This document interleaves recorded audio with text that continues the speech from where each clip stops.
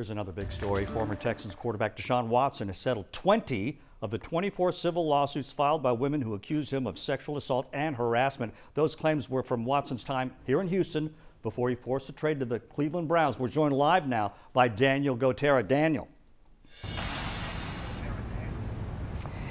Yeah, this story just has a new chapter every single day. Just recently, we heard Deshaun Watson say that he had no plans on settling any of these cases because he wanted to clear his name. But as the season gets closer and a possible suspension from the NFL looms, things can change rather quickly. There were risks on both sides, both for Deshaun Watson and the plaintiffs, the alleged victims, of going to trial. And in this kind of situation, I always thought that settlement was the most likely resolution. Sports legal analyst Mike Meltzer is like many in the sports world, following this case closely. Today's news that former Texans quarterback Deshaun Watson has settled with 20 of 24 women accusing him of sexual misconduct, another chapter in this crazy story. Settlements are not admissions of liability.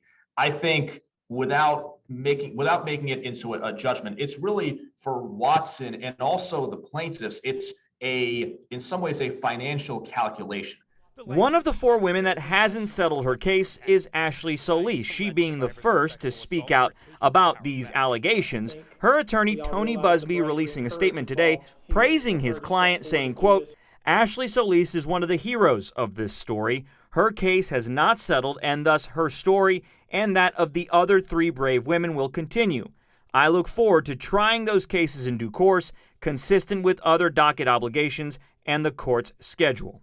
As for implications of all of this on the quarterback himself for this season and beyond, the HBO Real Sports story, the New York Times story, the two additional lawsuits, I was thinking a pretty broad range of, let's say, 4 to 10 games. But the way the wind is blowing on this, I feel like there is a real chance that we might be looking at a full season suspension.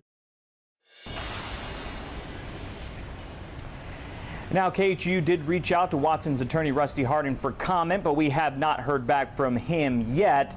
The settlement agreements were not disclosed in this particular case. Remember, Watson recently, his offer of $100,000 per plaintiff was turned down not too long ago. Reporting live near the Galleria, Daniel Gotera, KHU 11 News.